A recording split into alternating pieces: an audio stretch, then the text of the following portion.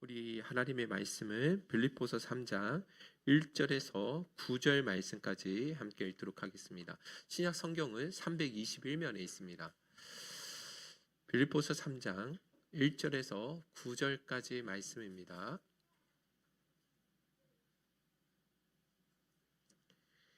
다 찾으셨습니까? 네, 빌립보서 3장 1절에서 9절까지 우리 한 목소리로 같이 한번 읽어보도록 하겠습니다. 다 같이 읽겠습니다. 시작. 끝으로 나의 형제들아, 주 안에서 기뻐하라. 너희에게 같은 말을 쓰는 것이 내게는 수고로움이 없고 너희에게는 안전하니라. 개들을 상가고 행악하는 자들을 상가고 몸을 상해하는 일을 삼가라. 하나님의 성령으로 봉사하며 그리스도 예수로 자랑하고 육체를 신뢰하지 아니하는 우리가 곧 할례파라. 그러나 나도 육체를 신뢰할 만하며 만일 누구든지 다른 이가 육체를 신뢰할 것이 있는 줄로 생각하면 나는 더욱 그러하니 나는 8일 만에 할례를 받고 이스라엘 족속이요 베냐민 지파요 히브리인 중에 히브리인이요 율법으로는 바리새인이요 열심으로는 교회를 박해하고 율법의 의로는 흠이 없는 자라. 그러나 무엇이든지 내게 유익하던 것을 내가 그리스도를 위하여 다 해로 여길 뿐더러 또한 모든 것을 해로 여김은 내 주 그리스도 예수를 아는 지식이 가장 고상하기 때문이라. 내가 그를 위하여 모든 것을 잃어버리고 배설물로 여김은 그리스도를 얻고 그 안에서 발견되려 함이니 내가 가진 의는 율법에서 난 것이 아니요 오직 그리스도를 믿음으로 말미암은 것이니 곧 믿음으로 하나님께로부터 난 의라. 아멘. 우리 앞뒤 옆 사람에게 이렇게 인사했으면 좋겠습니다. 당신 때문에 행복이 쏠쏠합니다. 네, 우리 서로가 언제나 그렇게 웃음과 기쁨을 나눠주는 그런 진정한 살아있는 공동체, 생명의 공동체가 되기를 주님의 이름으로 축원드립니다. 오늘부터 이제 빌립보서 3장 말씀을 이제 함께 또 강해하며 나아가도록 하겠습니다. 아시는 것처럼 빌립보 교회는 사도 바울이 늘 칭찬하고 인정했던 교회였습니다. 그들이 처음 예수를 믿었을 때부터 사도 바울과 더불어서 복음을 전하는 일에 함께 동참했을 뿐만 아니라 누구보다도 그리스도 예수의 일을 위한 일에는 자기들의 생명을 아끼지 않고 그렇게 헌신했던 사람들이었다라는 것이죠. 자, 그런데 그렇게 칭찬받았던 빌립보 교회 안에도 여러 가지 문제들이 좀 있었는데 그 중에 하나가 성도 간의 온전히 하나 되지 못하는 부분이었잖아요. 그죠? 그래서 사도 바울은 예수 그리스도의 낮아지심의 삶, 십자가의 그 정신과 원리를 설명하면서 어떻게 그리스도 안에서 하나됨을 이루어 나갈 수 있는지에 대해서 잘 권면해 주었습니다. 이 부분을 저희가 오랫동안 함께 나누었습니다. 자, 그리고 이제 오늘 3장부터는 빌립보 교회 안에 또 있는 몇 가지 문제에 대해서 사도 바울이 더 권면하는 내용이 나옵니다. 먼저 2절과 3절 말씀 한번 읽어보도록 하겠습니다. 2절 3절 같이 읽어보겠습니다. 시작. 개들을 상가고 행악하는 자들을 상가고 몸을 상해하는 일을 상가라. 하나님의 성령으로 봉사하며 그리스도 예수로 자랑하고 육체를 신뢰하지 아니하는 우리가 곧 할례파라. 여러분들 2절에 보시면 어떤 말씀들이 있습니까? 개들을 삼가라. 여기 나오는 이 삼가라는 말씀이 조심해야 된다라는 뜻을 가지고 있습니다. 그러니까 개들을 조심하고 행악하는 자들을 조심하고 몸을 상해하는 일을 조심하라라고 권면하고 있고요. 그리고 3절에 가보니까 육체를 신뢰하는 일에 대해서도 함께 경계를 하고 있는 것을 보게 되어집니다. 그런데 이것을 도표로 잠깐 보여드리면 잠깐 도표 한번 보여주시겠습니까? 자, 개들 혹은 행악하는 자들, 몸을 상해하는 자들, 그리고 오른쪽에는 육체를 신뢰하는 자, 할례파라고 나와 있는데, 그런데 이 여기에 나오는 이 내용들은 다 다양한 사람들인 것 같지만 사실은 한 부류의 사람을 의미하고 있는 것입니다. 개들 행악하는 자들, 몸을 상해하는 자들, 이들은 사도 바울이 생각했을 때 그들이 왜 악한지에 대해서 이야기해주고 있고요. 또 이들의 특징이 육체를 신뢰하는 자, 곧 할례파라고 말씀해 주고 있는 것입니다. 초대교회 안에 당시 가장 교회를 어지럽히고 그리스도의 복음에 있어서 대적했던 율법주의 이단들, 곧 할례파들에 관한 이 여러 가지 설명들이 있었던 것입니다. 그런데 이 사람들이 누구냐? 율법주의자들 혹은 할례파들이다라고도 이야기했는데, 이 사람들은 예수 그리스도께서 이 땅에 구원자로 오신 것에 대해서 동의합니다. 믿습니다. 자, 그래서 누구든지 예수를 믿으면 구원을 얻는다는 것까지는 분명히 동의를 하는데, 그러나 그렇다 할지라도 무엇을 해야 된다라고 주장을 했냐면, 여전히 할례는 받아야 되고 율법을 지켜 행해야 된다라는 것을 주장했다라는 것이죠. 자, 그런데 여기 할례라는 거 여러분들 들어보셨을 것입니다. 자, 이 할례가 무엇이냐면, 오늘날 가장 쉽게 이야기하면 남성들, 우리 아이들 포경 수술을 많이 하잖아요. 그죠? 이 포경 수술과 같은 거라고 생각하시면 됩니다. 자, 그래서 사도 바울이 이것을 몸을 상해하는 일들이라고 아까 2절에 말씀을 하고 있었던 것입니다.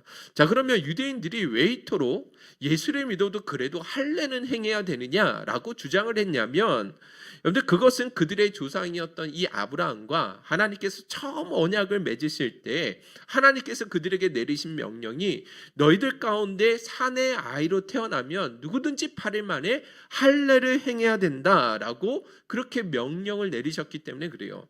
여러분들 이 말씀이 창세기 17장 9절에서 14절까지 나와 있는데, 좀 내용이 길지만 그래도 한번 다 같이 한번 읽어보도록 하겠습니다.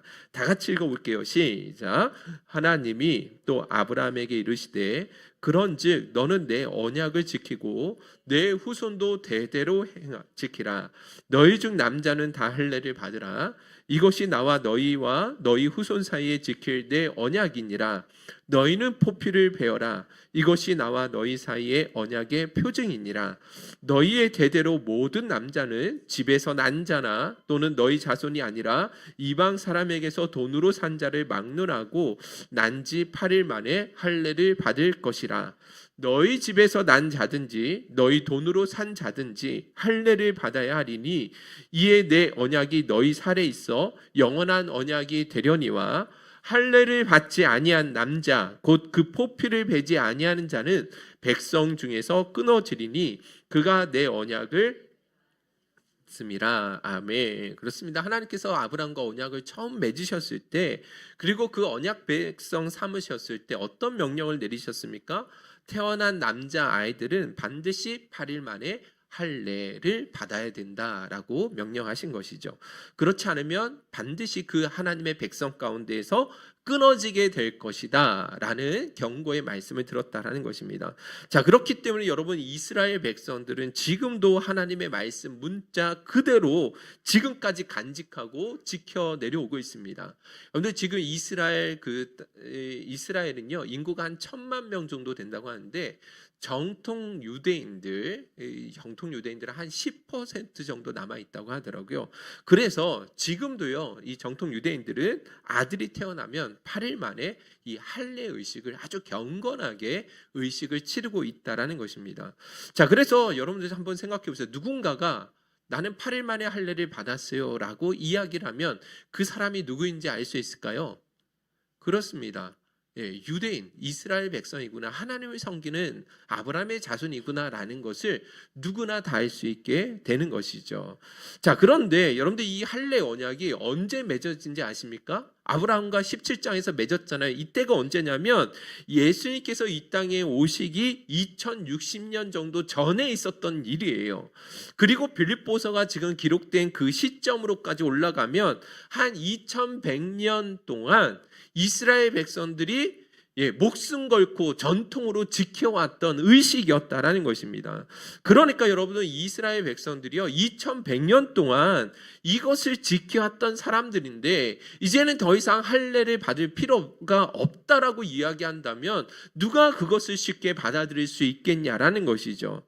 이 할례 언약만큼은 수천 년 전부터 내려왔던 그들의 정체성이 그 할례 의식 안에 담겨져 있기 때문에, 그래서 그들은요, 예수를 믿어도 무엇은 받아야 된다?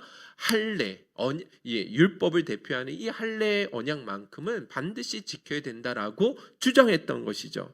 더군다나 여러분들, 이들이 할례를 그토록 강조했던 것은 언약 백성으로서의 정체성만을 지키기 위한 것은 아니었습니다. 여러분들 잘 아시는 것처럼 예수님 당시 유대인들에게는 아주 뼛속 깊이까지 선민 사상이 있었습니다. 여러분들 마치 중국인들에게 중화 사상이 있는 것처럼 유대인들에게는요, 당시에 말씀드리는 거예요, 선민 사상이 있었다라는 것입니다. 그런데 중국인들의 중화 사상이 있다라는 거 아시죠? 예, 중국인들은 전 세계에서 자기들이 세계의 중심이고 가장 뛰어난 민족이고, 그래서 전 세계를 자기 중심으로 재편되어야 되고 전 세계를 자기가 다스려야 된다라고 생각을 해요.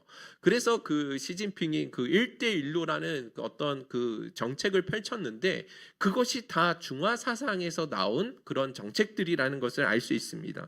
참으로 사상이 독특하지 않습니까? 누가 봐도 이 중국인들은 이 세계의 민족이 뛰어난 것 같지 않은데 참 이상한 생각을 하고 있습니다.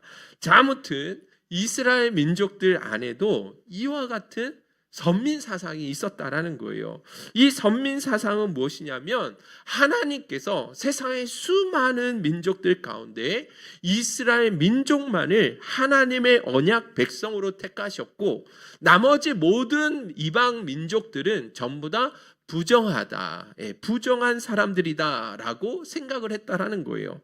하나님께서는 선택된 자기들에게만 하나님의 율법을 허락하셨고, 하나님이 거하시는 그 성전도 이스라엘 백성 땅 안에 주어졌잖아요.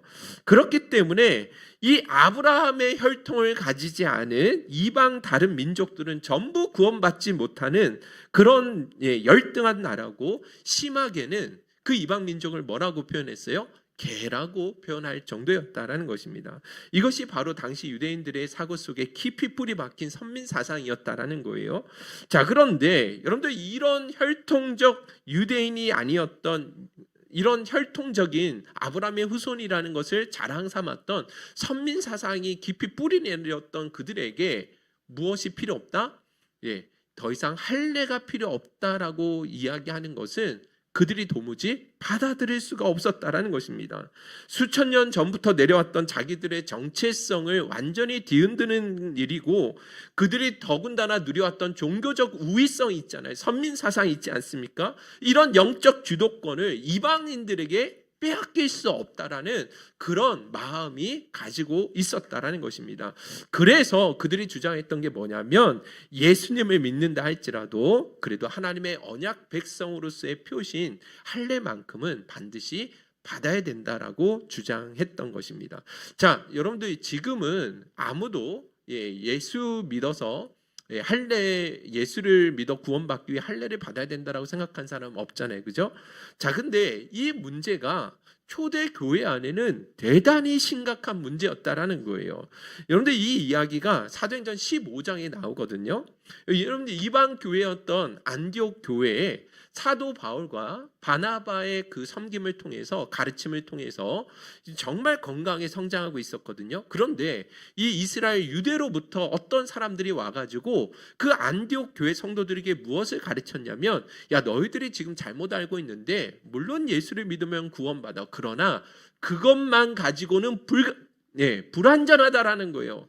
그래서 너희가 진짜 구원받기 위해서는 예수를 믿는 것과 동시에 반드시 언약 백성의 표시인 할례를 너희가 행해야 된다라고 가르쳤던 사람들이 생겨나기 시작했다라는 거예요.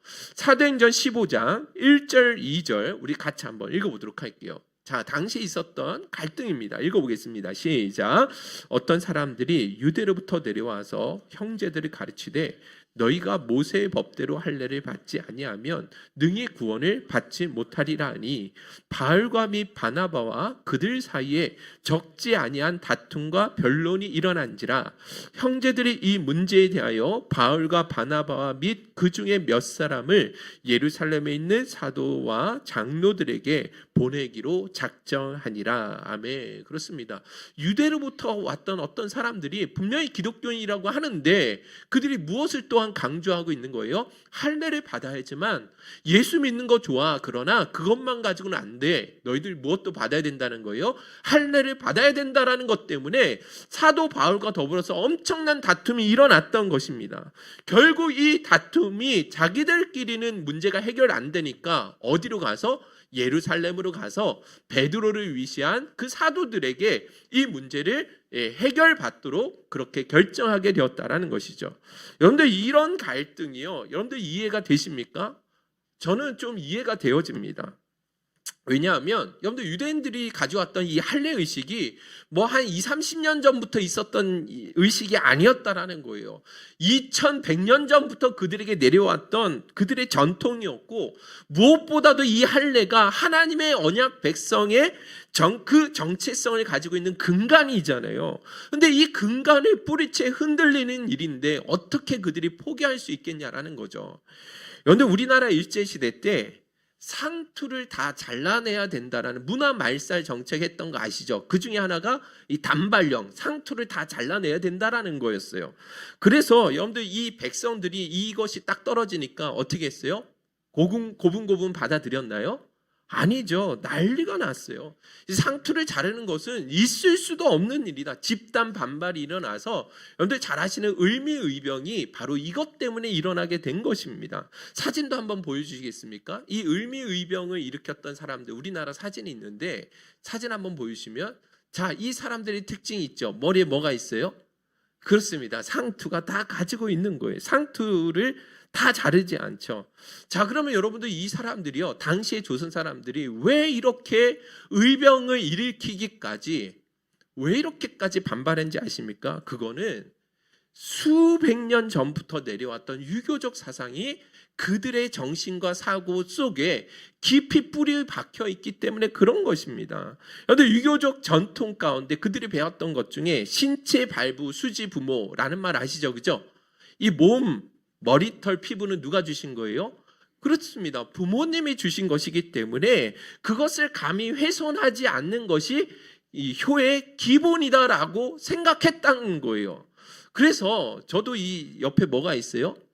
예쁜 거 하나 달려 있잖아요. 제 귀에 옆에 있는 거. 저도 인식을 못 하는데 한번 여쭤봤거든요. 그랬더니 왜 이거를 자르지 않으셨나 그랬더니 어머니께서 저희 원래 하나는 아버지가 어느 날 이거를 딱 제가 이거 딱 가지고 나왔을 때 이상한 놈을 낳았다고 그래가지고 이거 빨리 잘라버리라고 그러셨대요. 그래서 이 머리카락을 이렇게 감아놨었는데 한 3일 정도 있다가 저희 아버지께서 꿈을 꾸셨는데 산신령이 나타나가지고 이게 복덩어리인데 이거를 잘라버리면 안 된다 그러셔가지고 풀어내셨다라는 이야기를 들었는데, 더 훗날 나중에 가서는 엄마 이거 다 잘라버릴까 그랬더니 어머니께서 부모가 준 것을 함부로 자르면 안 된다. 이거를 잘 간직해야 된다. 이런 이야기를 하신 적이 있거든요. 그때까지만 해도 이런 생각들이 가지고 있었던 거죠. 지금도 여러분들 성형수술 한다 그러면 그거 우리 한국 전서에서 그렇게 별로 좋아하지 않죠. 부모가 주신 것을 왜 그것을 성형수술 하려고 하느냐, 이런 마음들이 있지 않습니까? 그거는 당시에도 마찬가지예요. 머리카락을 자른다라는 것은 부모가 준 몸을 훼손시키는 너무나 불경건한 것이고 불효였더라는 거예요. 그래서 사람들이 막 분노하면서 내 목을 칠지언정 내 머리카락은 자를 수 없다 해가지고 전국적으로 일어났던 것입니다. 자, 그러면 여러분들 한번 생각해 보세요. 유교 사상의 한 500년 전통의 영향을 받아서 이 머리 상투 자르는 것도 그렇게 전국적으로 분노했던 사람들을 여러분들 기억하신다고 한다면, 초대교회 당시 이 유대인들이 할례 의식을 필요 없다라고 했을 때 그들의 반발심이 얼마나 심했는지 여러분들 아시겠습니까? 2100년 동안 내려왔던 그들의 언약 백성의 상징, 누구보다 자긍심을 가졌던 이 할례의식을 더 이상 필요 없다라고 이야기했으니, 그런데 이것을 누가 쉽게 받아들일 수 있었겠냐라는 것이죠.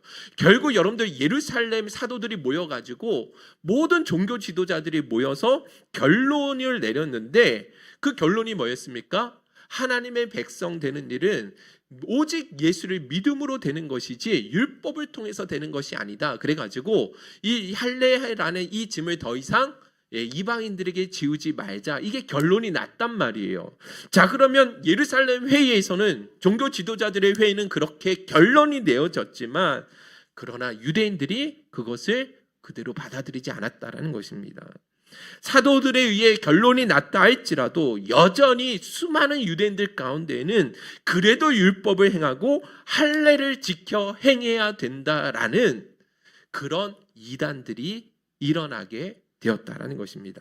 자, 그러면 여러분들 생각해 보세요. 할례를 행하는 것이 그렇게 문제가 되는가? 그냥 예수도 믿고 할례도 좀 행할 수 있도록 하면 무엇이 문제가 되나? 그렇게 큰 심각한 죄가 되는 것인가? 라고 생각하실 수 있을지 모르겠지만 그러나 그렇지 않다라는 것입니다. 아주 심각한 문제가 되는 것이죠. 왜냐하면 이와 같은 주장은요, 우리를 위해 십자가에 달려 들어가신 그 예수 그리스도의 은혜와는 역행하는 일이 되기 때문에 그렇습니다. 여러분들 잘 아시는 것처럼 예수님께서 이 땅에 왜 오셔서 십자가에 달려 돌아가셔야 했죠? 무엇 때문이었습니까? 그건 다름 아니라 인간이 자신의 힘과 노력과 열심을 가지고는 절대로 율법을 지켜서 구원받을 수 있는 사람이 아무도 없었기 때문에 그렇습니다. 물론 누구든지 율법을 지키면 구원받을 수 있습니다. 그래서 모세를 통해서 율법을 하나님이 처음 주셨을 때에도 너희가 이 율법을 지키면 복을 받지만 그러나 너희가 율법을 지키지 못하면 저주를 받을 것이다 라고 말씀하셨다라는 거예요. 그래서 이스라엘 백성들은 뭐라고 이야기했어요? 우리가 하나님의 말씀에 100% 순종하겠습니다 하면서 그렇게 서약을 하면서 그 표시로 무엇을 한 거예요? 할례를 받았단 말이에요. 자, 그런데 여러분 문제는 뭐냐면 그렇게 할례만 받으면 뭐 하냐라는 거예요. 하나님의 언약을 온전히 지킬 수 있었어요? 없었어요? 못했다라는 거예요.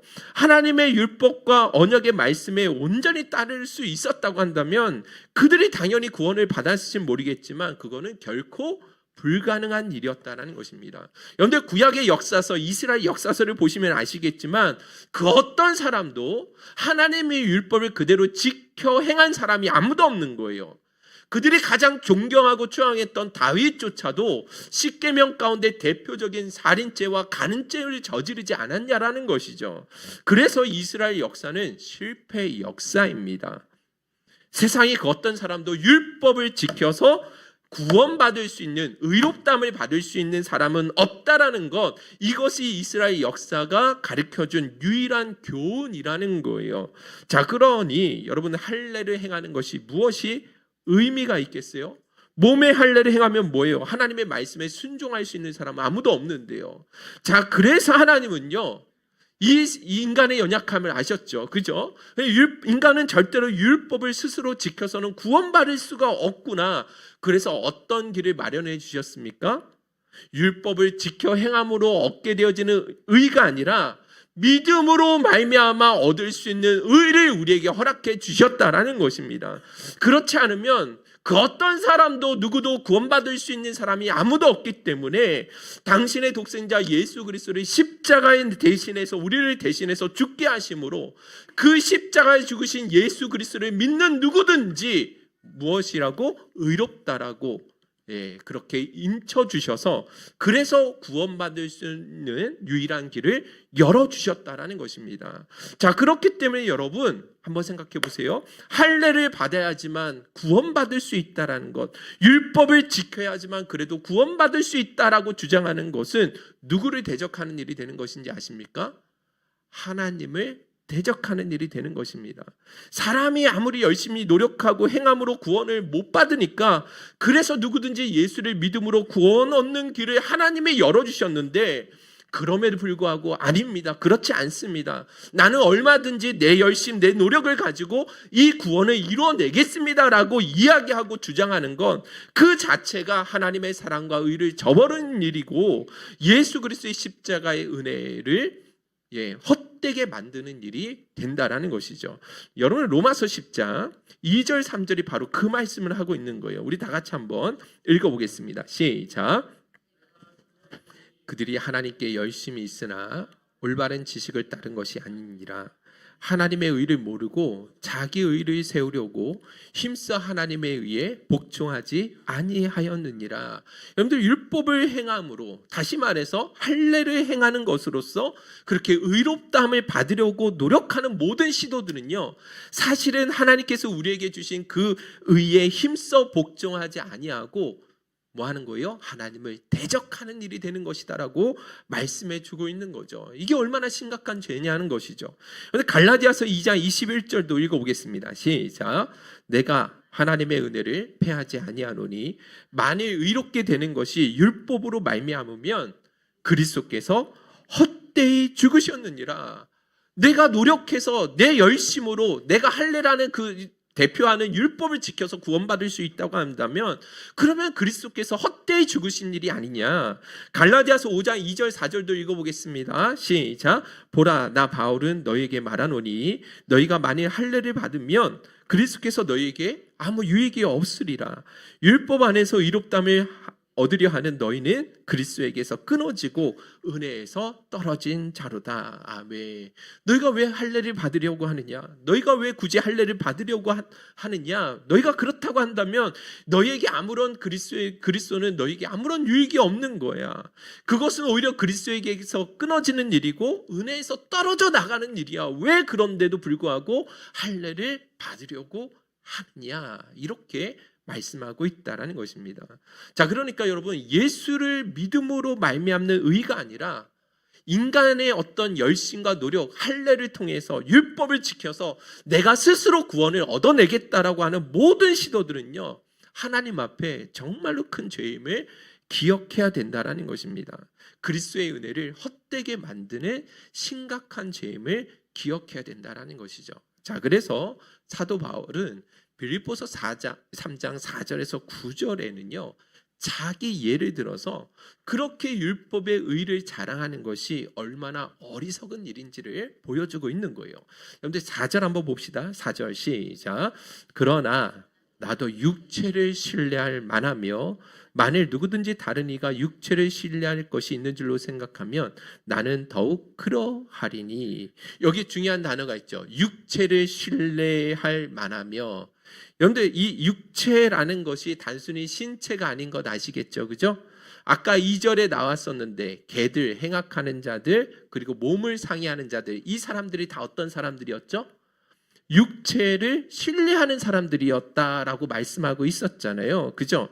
그러면 육체를 신뢰한다라는 것은 어떤 의미를 가지고 있는 것이죠? 그건 아까 제가 계속 말씀드렸던 유대인들이 늘 자부심 가지고 자랑해왔던 것들을 의미하는 거예요. 인간적인 열심, 노력을 자랑하는 것이죠.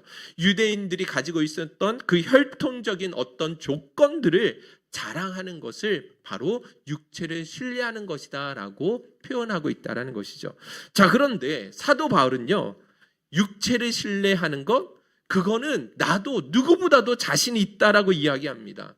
5절 6절에 보시면 이 사도 바울이 가지고 있는 육체와 관련한 것들은요, 유대인들 가운데에서도 아주 독보적인 그런 조건들을 가진 사람이 누구예요? 사도 바울이었다. 스스로 자기 자신이었다라고 이야기를 합니다.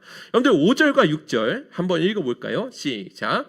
나는 8일 만에 할례를 받고 이스라엘 족속이요 베냐민 지파요 히브리인 중에 히브리인이요 율법으로는 바리새인이요 열심으로는 교회를 박해하고 율법의 의로는 흠이 없는 자라. 여러분들 먼저 5절에 보시면 8일 만에 자신은 뭘 받았대요? 할례를 받았대요. 무슨 말입니까? 자신은 순수 정통 유대인이라는 거예요. 그때 당시에는요, 여러분들 뭐 8일 만에 할례를 받지 않고 나이 들어서 어린아이 때 혹은 어른이 되어서 할례를 받는 사람들이 있었거든요. 근데 사도 바울은 딱 율법 그대로 난지 8일 만에 할례를 받은 사람이다. 또 자신은 이스라엘 족속이고 베냐민 족속이고 히브리인 중에 히브리인이다라고 이야기하잖아요. 혈통적으로 자신은 100% 아브라함의 후손이다라고 이야기하는 거예요. 당시에는 어머니나 아버지 중에 한 사람이 이방인이 있어서 그래서 그 유대인이 된 사람들도 있었거든요. 근데 자신은 전혀 그런 이방인들의 피가 섞이지 않은 순수 아브라함의 혈통인 사람이다라고 그것을 자랑하고 있습니다. 또 더군다나 당시에는요, 자신 시간이 많이 지났기 때문에 어느 지파에 내가 속해 있는지 모르는 사람들도 종종 있었거든요. 여러분들의 김씨, 우리나라도 김씨, 이씨, 무슨 파 있잖아요. 지금도 여러분들 그거 다 계산하고 있는 사람이 있겠습니까? 그것도 여전히 계산하고 있다고 한다면 그런 유교적인 전통을 대단히 중시 여기는 사람인 것을 아시겠죠. 근데 바울은 자기가 베냐민 지파라는 것을 알 정도로 그 정도로 율법적인 전통 가운데 있는 집안에서 자라온 사람이다라고 이야기하는 거예요. 그리고 무엇보다도 그는 율법으로는 바리새인이다. 근데 바리새인들 아시죠? 아주 유대인들 중에서도 상위급 유대인들, 최고의 유대인들, 율법에 아주 정통했을 뿐만 아니라 율법의 규칙을 철저하게 지켜냈던 사람들이잖아요. 여러분들 율법에 의하면 금식을 1년에 몇 번 하라고 말씀하고 있죠? 한 번만 하라고 말씀하고 있어요. 대속죄일 날. 그런데 바리새인들은요, 이 율법이 얼마나 열심이었는지 일주일에 몇 번 금식했다고요? 2번 금식했다라는 거예요. 여러분들 일주일에 2번씩 금식하는 사람들이었으니 율법에 얼마나 철저했는지 아실 것입니다. 더군다나 사도행전 22장에 가보면 자기는 가말리엘 문화생이다. 가말렐이라는 그 선생으로부터 자기는 교육을 받았다는데요. 이 사람은요, 바리새인 중에서도 그 바리새인들이 가르치는 교사 중에서도 최고의 교사. 지금 같으면 하버드 법대의 최고 이름 있는 석학 중에 석학. 그 사람이 가말리엘인데 그 가말리엘 제자들 가운데도 수제자가 누구예요? 바로 바울이었다라는 것입니다. 끝으로 여러분, 이 사람이 6절 한번 읽어보세요. 6절. 열심으로는 교회를 박해하는 사람이었다고 하잖아요. 유대인들이 당시에 일어났던 기독교인들, 그리스도인들을 좋아했을까요? 안 좋아했을까요? 할래 필요 없다고 하니까 그들이 좋아했을까요? 안 했을까요? 안 좋아했죠. 안 좋아하긴 했지만 그들에게 찾아가서 협박하고 막 때리고 감옥에 가두는 일을 많이 했을까요? 안 했을까요? 직접적으로 가해야 하는 사람. 마음으로는 미웠지만 막 찾아가가지고 그들을 잡아다가 감방에 넣어두는 일을 한 사람 많지 않았다라는 거예요. 그런데 사도 바울은요, 율법에 얼마나 충실했는지 이 기독교인들, 그들을 잡아다가 감옥에 넣는 일에 가장 열심히 핍박하는 일에 열심히 내었던 사람이고, 그래서 율법의 의로는 조금도 흠잡을 만한 것이 없었던 사람이었다라는 것입니다. 그러니까 바울이 자신과 연거했던 것들은요, 육체와 관련한 일들이죠. 인간적인 열심, 성취, 인간적으로 자랑할 만한 모든 것들을 말하는 것입니다. 유대인들의 시선에서만 이 사도 바울의 그 외적인 조건만 보면 뭐예요?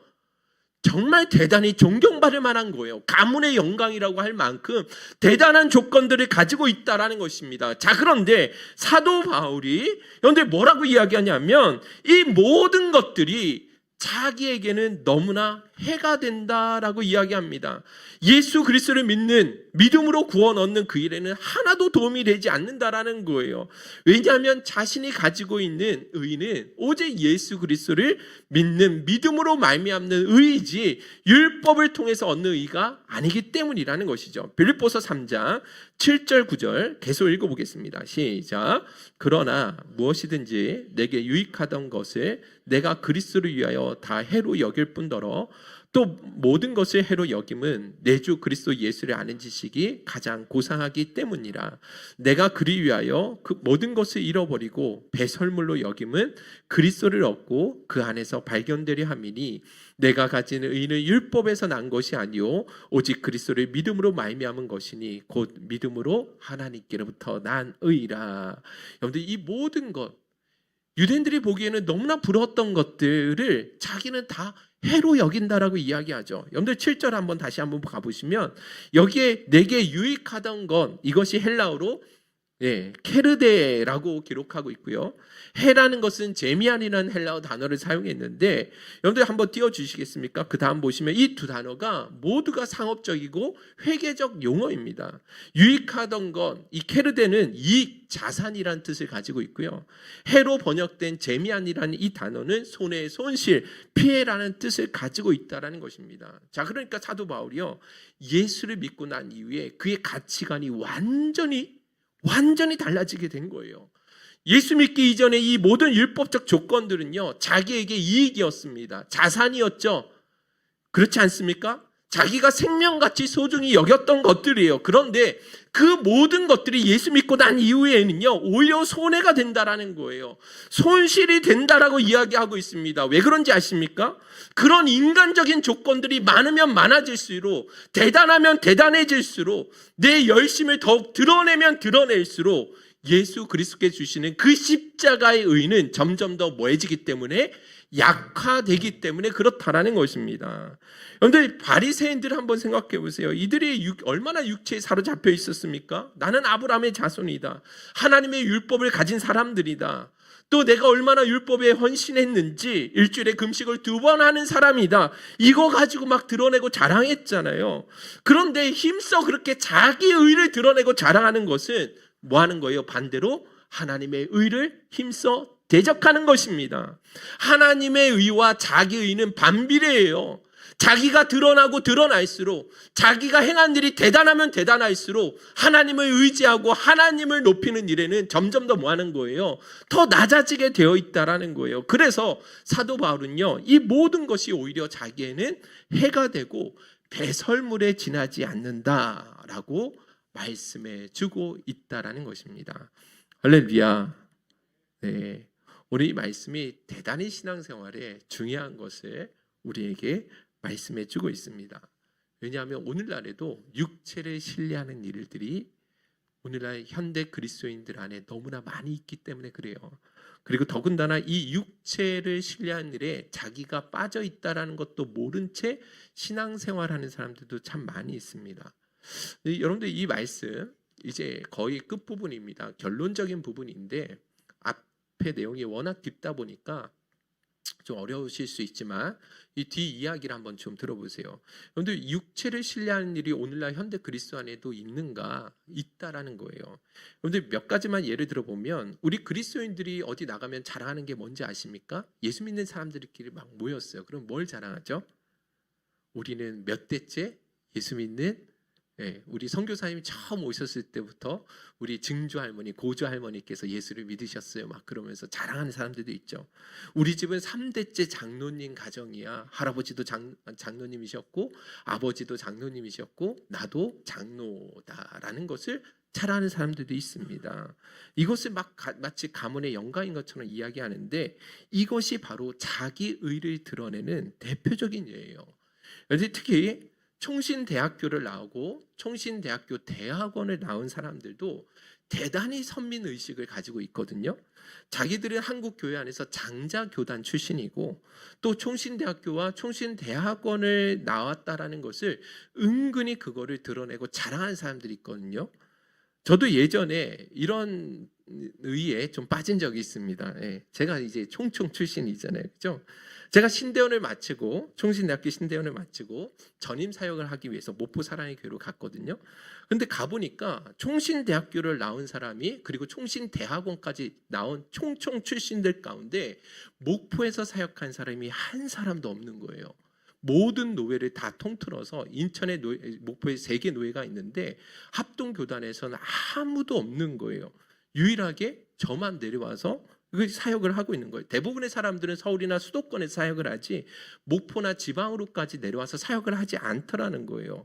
그러니까 야 총총 출신인데 야 목포까지 내려왔으면서 인정을 해주시더라고요. 그리고 또 그분들이 하신 말씀 중에 대형교회 목사님 은퇴하시면 대부분 총총 출신들이 많이 후임으로 들어가더라 이런 이야기들을 막 하시더라고요. 그러니까 저도 은근히 나도 총총 출신인데 하면서 그걸 괜히 일부러 생각을 하게 되더라는 것이죠.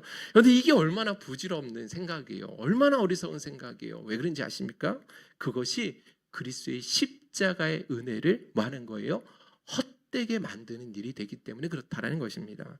또 요즘에는요 뭘 가지고 자랑하냐면 자기 담임 목사님이 어느 교회 출신, 어느 목사님의 제자인 것을 가지고 대단히 그걸 자랑하기도 합니다.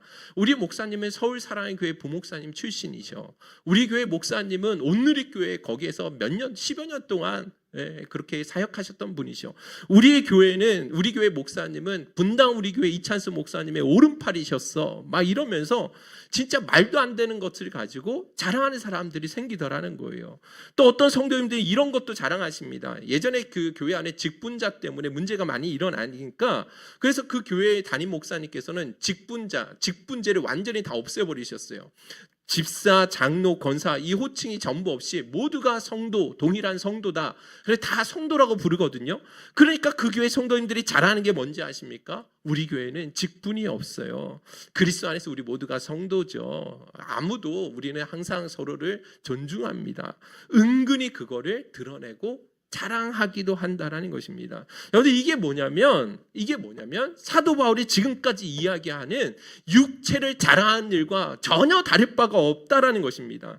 그리스도의 십자가의 은혜와는 전혀 무관한 것들이고 오히려 하나님께서 우리에게 베풀어 주신 그 조건 없는 은혜의 의와는 전혀 정반대되는 일이라는 것입니다. 그런데 우리 가운데 누구 한 사람이라도 어떤 조건이 있거나 자격이 있어서 하나님의 자녀가 되고 성도라 부르심을 받은 사람이 있냐라는 거예요. 아니지 않냐라는 것이죠. 그런데도 이런 외적인 조건들을 가지고 사람들이 뭐합니까? 은근히 자기를 드러내는 일에 사용하고 있다는 것이죠. 자, 그런데 여러분들 한 가지만 더 말씀드리고 마치려고 하는데, 그런데 육체를 신뢰하는 그런 율법주의 신앙이 오늘날 왜 더 큰 문제가 되느냐? 그것은요, 율법주의 신앙이 무엇이고 율법주의 신앙이 왜 문제가 되는 것이고 또 더 나아가서 내가 이런 율법주의 신앙 안에 잠식되어 있다는 것조차도 모르고 신앙생활을 하는 사람들이 많이 있기 때문에 그렇다라는 것입니다. 여러분들 한번 여러분들 스스로가 한번 점검해 보시기 바랍니다. 여러분들 신앙생활 하는 가운데 이 정도면 내가 신앙생활을 좀 잘하고 있지, 이렇게 만족할 때가 있지 않습니까? 그죠? 있어요, 없어요? 없구나. 네. 네, 어떨 때 그래도 가끔씩은 있잖아요, 그죠? 네. 반대로 최근에 내 신앙생활에 대단히 문제가 많이 있구나, 대단히 내가 잘못된 길로 가고 있다, 이런 생각이 들 때 있어요, 없어요? 있구나. 이거는 많이 다들 공감을 하시네요. 자, 그러면 이 정도면 내가 괜찮은 신앙을 하고 있다와 이 정도 난 참 대단히 나에게 영적인 문제가 있구나, 이것을 정하는 기준이 무엇입니까? 무엇을 가지고 내 신앙을 평가하게 되죠? 그것이 바로 나의 신앙 행위에 있다라는 거예요. 내가 얼마만큼 열심을 가지고 교회 예배에 사모하고 있는가, 내가 하나님 앞에 얼마나 헌금과 봉사와 같은 헌신을 얼마나 힘을 다해 하고 있는가, 그런 인간적인 노력과 열심을 따라서 나를 뭐예요? 평가합니다. 그런데 교회나 노예가 성도를 평가할 때도 동일해요. 그런데 연말이 되면 노회에서나 혹은 교회에서 주일학교 교사들에게 상을 줄 때가 있죠. 무엇을 가지고 어떤 상 주는지 아세요? 근속교사. 주일학교를, 그 힘든 주일학교 교사 생활을 10년이나 했다. 그 중등부 고등부 교사 생활을 20년 동안이나 연속으로 했다. 이러면 교회에서 그것을 대단히 높이 평가하고 뭐 합니까? 상을 준다라는 거예요. 자, 그러니까 여러분들 이것만 봐도 무엇을 보고 평가하는지 아세요? 교회 평가도 결국 사람의 행위의 기초에 있다라는 것을 알 수 있다라는 것이죠. 자, 그런데 여러분 다시 한번 말씀드리지만, 여러분들 인간의 행위나 노력에서 나오는 그 어떤 조건들도 결국은 뭐 하는 거예요? 그리스도의 십자가의 은혜를 헛되게 만드는 일이 된다라는 거예요. 우리가 하나님 앞에 어떤 무엇으로 인정을 받거나 의롭다함을 받는 것은 오직 예수 그리스도의 십자가의 은혜 때문에 인정을 받고 그렇게 의롭다함을 받는 것이지, 인간 편에서의 어떤 열심과 헌신과 노력 때문에 우리가 인정을 받는 것이 아니라는 것입니다. 내가 이 정도로 희생을 했고 이 정도로 열심을 가지고 어려운 가운데서도 헌신하며 나아갔다라는 그것은요, 오히려 하나님을 드러내고 예수 그리스도의 십자가의 은혜를 드러내는 것이 아니라 반대로 자기 의를 드러내고 자기 행위, 자기 헌신, 자기의 노력을 드러내는 그리스도의 은혜를 헛되게 만드는 일이 되어 버린다라는 것입니다. 자, 그런데 아까도 말씀드린 것처럼 많은 성도님들이 이런 율법주의 신앙이 무엇인지 모르고 내가 또한 율법주의 신앙 안에 갇혀 있다라는 것을 자각하지도 못한 채 신앙생활을 하는 사람들이 많이 있다라는 것이죠. 그래서 어떤 교회들은요, 이런 인간의 본성 안에 있는 그런 자기의, 자기 열심을 부추겨 가지고 교회의 양적 성장을 이루는 일에 도구로 사용하는 교회들이 있다라는 것입니다. 이게 대단히 큰 문제인 거죠. 자, 그러면 누군가는 이런 이야기를 할 수 있다라고 생각합니다. 목사님 말씀 들어보면 그러면 우리가 이런 율법주의에 빠지지 않기 위해서 우리가 아무것도 하지 말아야 됩니까? 예수 그리스도의 은혜를 더 우리가 높이기 위해서 그러면 우리가 죄를 더 짓기라도 해야 된다라는 것입니까? 그건 아니죠, 그죠? 우리가 예수 그리스도 안에서 죄에 대해서 죽은 사람이 어떻게 죄를 더 지을 수 있겠어요? 우리는 그리스도 빌립보서 1장 27절에 나왔던 말씀처럼 그리스도의 복음에 합당하게 생활해야죠. 로마서 12장 11절 말씀처럼 이 모든 그리스도인들은 열심을 품고 주를 섬기라고 하셨기 때문에 정말 열심을 품고 주를 섬겨야 합니다. 자, 그러면 어떻게 하면 우리가 잘못된 율법주의에 빠지지 않고 또한 그리스도의 복음에 합당하게 생활하고 열심을 품고 주를 섬길 수 있을까? 어떻게 하면 이 두 사이에서 균형을 잡으며 신앙생활을 할 수 있을까? 이에 대해서는 다음 주에 나누도록 하겠습니다. 다음 주에 진짜 중요한 말씀을 나눌 터이니 여러분들 꼭 기도로 사모하면서 여러분들도 말씀을 빌립보서 3장을 많이 묵상해 보시면 좋겠습니다. 오늘 최대한 제가 짧게 설교를 하려고 했는데 아무리 해도 한 번에 이거를 다 못하겠더라고요. 그래서 어쩔 수 없이 이 대안에 대해서는 저희가 이 율법주의 신앙에 대한 대안에 대해서 진짜 그리스도인이 가져야 할 바른 신앙, 율법주의 신앙이 아닌 복음주의 신앙에 대해서는 다음 주에 함께 말씀을 나누도록 하겠습니다. 할렐루야. 결론을 맺습니다. 빌립보서 3장 8절 9절 우리 마지막으로 한 번만 읽고 마쳤으면 좋겠습니다. 빌립보서 3장 8절 9절입니다. 시작. 또한 모든 것을 해로 여김은 내 주 그리스도 예수를 아는 지식이 가장 고상하기 때문이라. 내가 그를 위하여 모든 것을 잃어버리고 배설물로 여김은 그리스도를 얻고 그 안에서 발견되려 함이니 내가 가진 의는 율법에서 난 것이 아니요 오직 그리스도를 믿음으로 말미암은 것이니 곧 믿음으로 하나님께로부터 난 의라. 아멘. 사도 바울이 유일하게 자랑했던 것, 유일하게 만족했던 것, 예수 그리스도를 아는 지식이었고 예수를 믿음으로 말미암는 그 하나님의 다함없는 의, 이것만을 붙들고 자랑하고 소망 삼았다는 것을 보게 되어집니다. 오늘 이 말씀 통해서 꼭 한 가지, 우리 안에 율법주의 신앙 안에 갇혀 있지 않았는지만 여러분들 깊이 한번 점검해 보셨으면 좋겠습니다. 나의 행위, 나의 열심, 나의 노력을 자랑하고 거기에서 만족함을 얻으려 했던 그런 율법주의 신앙 안에 갇혀 있지 않았는지 꼭 한번 여러분들 점검해 보시고 오직 예수 그리스도의 십자가와 하나님의 의만을 붙들 수 있는 그런 삶이 되게 해달라고 우리 마음 다해서 오늘 찬양으로 결단하고 기도하는 시간을 좀 갖도록 하겠습니다.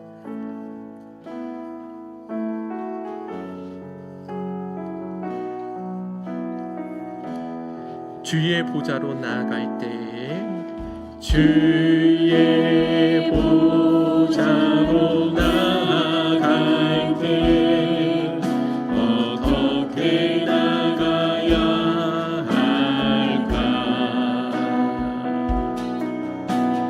나를 구원한 주의 십자가 그것을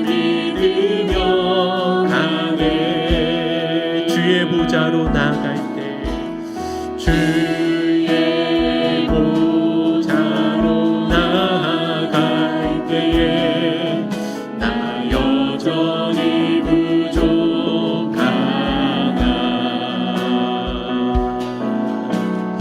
나를 품으신 주의 그 사랑 그것을 믿으며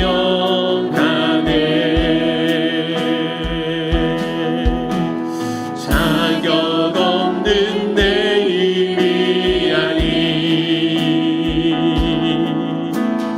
오직 예수님의 보혈로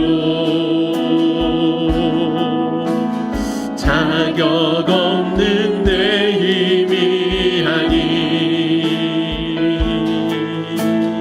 오직 예수님의 보혈로 십자가의 보혈 십자가의 보혈 완전하신 사랑 힘입어 나아갑니다.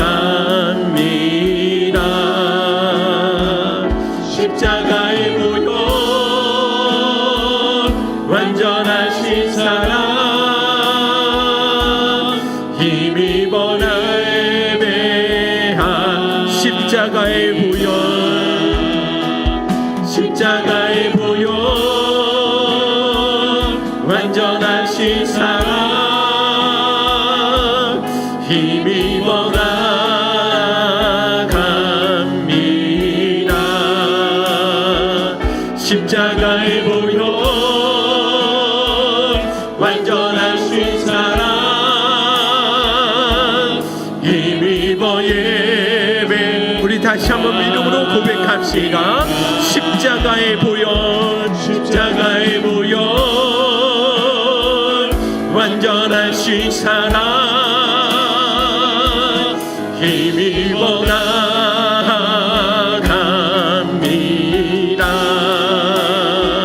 십자가의 보혈, 완전하신 사랑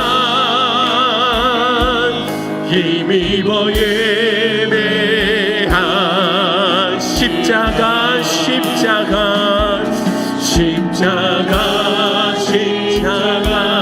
내가 처음 볼 때에 나의 맘의 큰 고통 사라져. 오늘 믿고서 내는 밝았네. 참. 우리 마지막으로 다시 한번 전심으로 믿음으로 고백하며 나갑시다. 십자가, 십자가, 십자가, 십자가. 내가 처음 볼 때에 나의 맘의 큰 고통 사라져.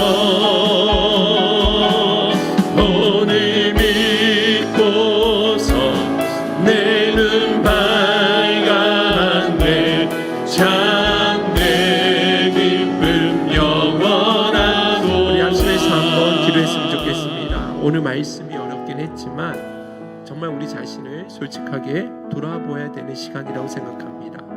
우리 안에 여전히 붙들고 있는 자기의, 자기 자랑, 육체를 신뢰하고 있는 것은 없는지, 우리가 겉으로는 열심히 있어 보이지만 실제로는 그것이 하나님의 의를 힘써 대적하고 예수 그리스도의 십자가의 은혜를 헛되게 만드는 일은 아니었는지 정말 우리 자신을 다시 한번 깊이 돌아볼 수 있었으면 좋겠습니다. 그래서 우리가 이 시간 하나님 앞에 회개하며 좀 기도할 때 하나님, 우리 안에 있는 자기의, 자기 열심, 자기 자랑으로 점철되어 살아왔던 우리의 모든 교만함을 용서하여 주옵시고 이제는 오직 예수 그리스도의 은혜만을 붙들고 그리스도의 십자가만을 자랑하는 삶이 되게 하여 주시옵소서.